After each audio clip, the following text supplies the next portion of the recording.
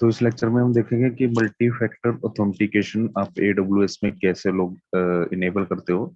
Multi factor authentication क्या करते हो, आप अपने अकाउंट की सिक्योरिटी बढ़ा रहे हो, ठीक है। क्योंकि कई बार क्या होता है कि मान लो आपका यूजर नेम पासवर्ड किसी को मिल जाता है, ठीक है, तो वो आपके एडब्ल्यूएस अकाउंट में जाके कुछ भी कर सकता है, ठीक है। चलो वैसे तो आप क्या करोगे, अपना पासवर्ड चेंज कर दोगे, बट अगर आपने अपने अकाउंट को और ज्यादा सिक्योर बनाना है, ठीक है। मान लो आपको किसी को पासवर्ड आपका पता चल गया है वो, ठीक है, तो वो आपके अकाउंट में लॉगिन कर लेगा, वो आप काम करता रहेगा, आपको पता भी नहीं चलेगा, ठीक है। तो आप क्या करते हो, अपने अकाउंट की सिक्योरिटी कैसे बढ़ाते हो, तो यहाँ पे एक फीचर हमारा दिया हुआ है एमएफए, मल्टी फैक्टर ऑथेंटिकेशन।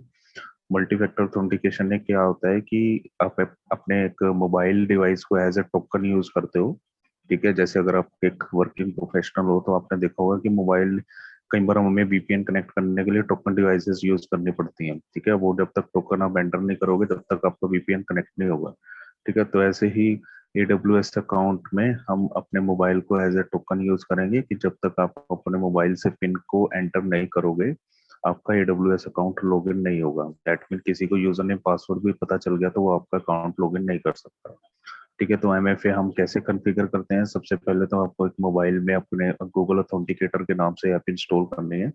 तो मैं अपने मोबाइल में आपको दिखा देता हूँ गूगल ऑथेंटिकेटर ऐप इंस्टॉल कर कैसे करनी है और कैसे उसको कॉन्फ़िगर करना है,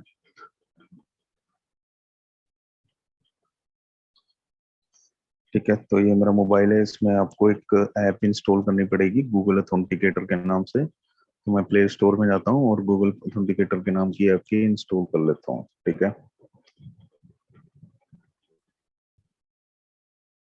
गूगल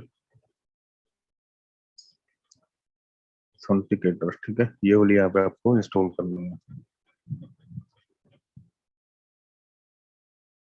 ठीक है। तो एज ए टोकन मैं यूज करूंगा मोबाइल को अपने AWS अकाउंट को लॉगिन करने के लिए, ठीक है। तो ये ऐप मैंने इंस्टॉल कर ली, इसको ओपन करना है आपको। ओपन जैसे ही करोगे तो ये दिखा रहा है कि gets verification code for all your account using two step verification get started, ठीक है। अब यहाँ पे आपको क्यूआर कोड पे स्कैन करना है, मतलब स्कैन है क्यूआर कोड। अब ये क्यूआर कोड कैसे मिलेगा वो मैं आपको अभी दिखाता हूँ। कंसोल में जाना पड़ेगा मुझे दोबारा से और क्यूआर कोड मुझे स्कैन करना पड़ेगा। तो मैं अपने AWS कंसोल पे चला जाता हूँ दोबारा से, ठीक है। तो मैं अपने AWS कंसोल पे आ गया। तो यहाँ पे मुझे सर ऊपर सर्च में जाके टाइप करना IAM। अब मुझे क्यूआर कोड कैसे निकालना है वो मैं आपको दिखा रहा हूँ। तो IAM पे जाना है आपको, ठीक है, आइडेंटिटी एंड एक्सेस मैनेजमेंट। और यहाँ पे हमें एमएफए का फीचर इनेबल करना पड़ेगा। देखो सिक्योरिटी अलर्ट में आप गए, the root user for this account does not have MFA enable. ये बोल रहा है कि यहाँ पे एमएफए इनेबल नहीं है, आप इनेबल करना चाहते हो एमएफए को तो यहाँ से कर सकते हो। तो इनेबल करना है मुझे एमएफए। उसके बाद ये बोल रहे हैं कि use MFA to increase the security of your AWS environment. Signing to MFA protected account require user name password और ऑथेंटिकेशन। मतलब आपको यूजर नेम भी चाहिए, यूजर नेम पासवर्ड तो आप डालते ही लॉगिन करने के लिए, उसमें आपको एक ये भी डालना पड़ेगा authentication code from A MFA device. तो एक्टिवेट एमएफए करोगे यहाँ पे और यहाँ पे, ठीक है। तो एमएफए के लिए मैंने यहाँ पे IAM टाइप किया था और यहाँ पे मेरे को एक्टिवेट एमएफए करना है, ठीक है। एक्टिवेट एमएफए के बाद choose the type of MFA device. आपने एमएफए डिवाइस असाइन किसी को करना है, तो मुझे मोबाइल को करना है, तो इसको डिफॉल्ट रहने दो जो भी है ये, ठीक है। तो मैं इसको करूंगा कंटिन्यू, ठीक है। और यहाँ पे ये जो मेरे को क्यूआर कोड ये शो करेगा, ये मुझे अपनी ऐप में जो मैंने आपको इंस्टॉल करवाई थी वहां पे इसको स्कैन क्यूआर कोड कर देना है।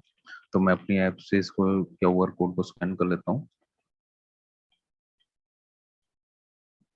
ठीक है। तो स्कैन अब जैसे ही आप करोगे उसके बाद वहां पे आपको मोबाइल पे एक ऑप्शन दिखेगा ऐड अकाउंट का, वहां पे आपको ऐड अकाउंट कर देना है।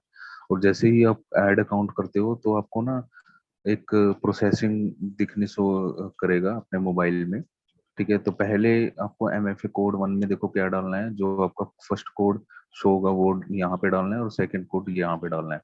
तो फर्स्ट कोड आपको डालना है, जैसे अभी मेरे मोबाइल पे मुझे फर्स्ट कोड शो हो रहा है 683785, ठीक है। और जैसे ही ये प्रोसेसिंग आपकी मोबाइल पे कंप्लीट हो जाएगी, एक दूसरा कोड आपको, ये जो कोड है ये आपको चेंज होता रहेगा हमारा, एक मतलब कि 20 सेकंड बाद, 30 सेकंड बाद आपको दूसरा कोड मिलेगा। अब दूसरा कोड जो मेरा रिफ्लेक्ट हो रहा है वो मैं यहाँ पे लिखूंगा। तो मेरा जो दूसरा कोड है वो 490226। ऐसे क्या होता है कि ये आपके मोबाइल डिवाइस को इसके साथ सिंक कर देगा, ठीक है। उसके बाद फर्स्ट कोड आ गया, दूसरा कोड आ गया असाइन MFA, ठीक है। तो मेरी जो MFA है वो सक्सेसफुली असाइन कर दी गई है। अब उसके बाद मैं क्लोज करूंगा इसको। और अब मैं क्या करूंगा, देखो ये वर्चुअल डिवाइस यहाँ पे मैं इसने इनेबल कर दिया। मैं अब इसको लॉग आउट करता हूँ अपने अकाउंट को, ठीक है। और दोबारा से अगर मैं लॉग इन करूंगा, अब देखो कि पासवर्ड के बाद भी मुझे पिन भी मांगेगा, ठीक है। तो मेरा जो यूजर नेम है वो मैंने लिख दिया, ठीक है। यहाँ पे मैं कैप्चा डाल देता हूँ, P2NTDD, ठीक है। और पासवर्ड पासवर्ड मैंने डाल दिया, चलो। अब देखो पासवर्ड के बाद भी ये मुझे क्या पूछ रहा है, MFA कोड। तो MFA कोड अगर आपने नहीं डाला तो आपका अकाउंट लॉगिन नहीं होगा। तो MFA कोड डालने के लिए मुझे क्या करना है, अपने मोबाइल डिवाइस में उसी ऐप को ओपन करना है, गूगल ऑथेंटिकेटर ऐप को। तो अभी मेरा जो ऐप का जो कोड मुझे शो रहा है वो है 277299, वो मैंने डाल दिया और मेरा अकाउंट लॉगिन हो गया। तो इससे क्या कर रहे हो, आप अपने AWS अकाउंट को और ज्यादा सिक्योर बना रहे हो, ठीक है। कि अगर आपकी मोबाइल जब तक आप कोड नहीं डालोगे आपका अकाउंट कोई भी लॉगिन नहीं कर सकता, ठीक है। और अगर आपने इसको डिसेबल करना है, आप चाहते हो कि मेरा मोबाइल डिवाइस जो है, मान लो आपका मोबाइल गुम हो गया, ठीक है।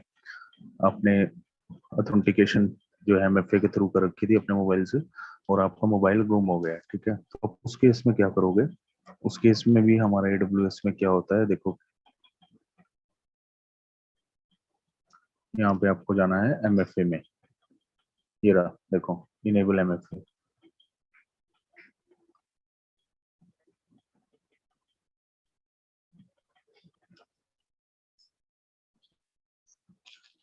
ठीक है। तो दूसरी चीज मैंने ये बतानी थी कि अगर आपने MFA को रिमूव करना है, ठीक है, आपने MFA इनेबल किया हुआ है, ठीक है, आपने MFA को रिमूव करना है, ठीक है। आप नहीं चाहते कि मुझे MFA bar bar log in करना पड़े, तो आपने क्या करना है, यहाँ पे अपने जो अकाउंट है यहाँ पे अपने, जैसे मेरा अकाउंट अभी ये है आनंद के नाम से, तो मैं यहाँ पे माई सिक्योरिटी क्रेडेंशियल में जाऊंगा,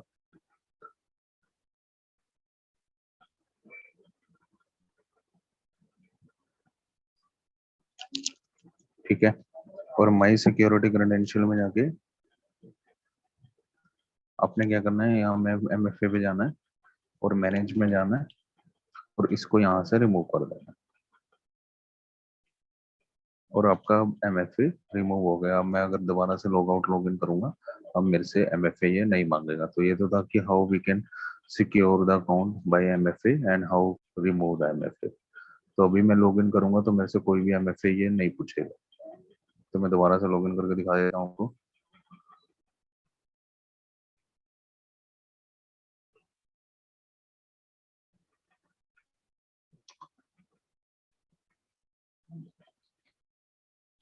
ठीक है। तो अभी मेरे से ये कोई भी MFA नहीं पूछ रहा, देखो। तो ये था कि how we can secure the AWS account by enabling the MFA and delete how remove the MFA, ठीक है। अगर लगा हुआ MFA तो उसको हटाना कैसे, ठीक है। तो नेक्स्ट वीडियो में बनाऊंगा कि how you log in the account. अगर मान लो आपके मोबाइल गुम हो गया बाय मिस्टेक, आपकी ऐप अनइंस्टॉल हो गई, ठीक है, या आपका मोबाइल गुम हो गया, तो उस केस में आपका मोबाइल खराब हो गया, तो उस केस में आप कैसे अपना AWS अकाउंट को लॉग इन कर सकते हो, ठीक है।